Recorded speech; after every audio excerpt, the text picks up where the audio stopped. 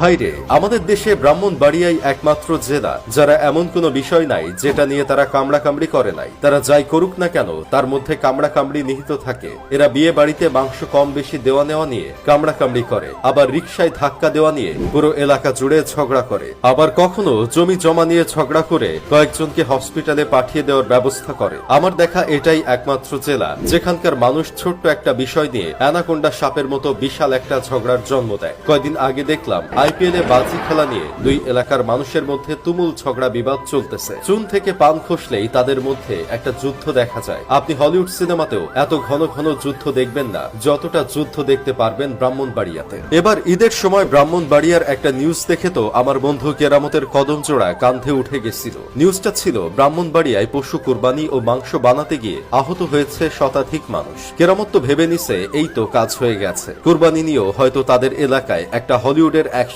সিনেমার শুটিং হয়ে গেছে। কিন্তু না, মাংস বানানোর পূর্বের অভিজ্ঞতা না থাকায় কেউ আহত হয়েছে, আর অনেকে গরু মহিষের দ্বারা আক্রমণে আহত হয়ে হসপিটালে ভর্তি হয়েছে। নিউজের হেডলাইন দেখে কেরামতের কদম জোড়া কাঁদতে উঠে গেলেও বিস্তারিত পড়ার পর তার কদম জোড়া সঠিক জায়গায় আবার নেমে গেছে। আমাদের দেশের সাংবাদিক নামক সাংঘাতিক ভাইরাও আছে যারা এমন হেডলাইন দেয় যেটা দেখলেই মানুষের জায়গার জিনিস আর জায়গায় থাকে না। ভাই, একবার চিন্তা করে দেখেছেন ব্রাহ্মণবাড়িয়ার মানুষ তাদের এলাকার সুনাম কতদূর পর্যন্ত নিয়ে গেছে যে তাদের মধ্যে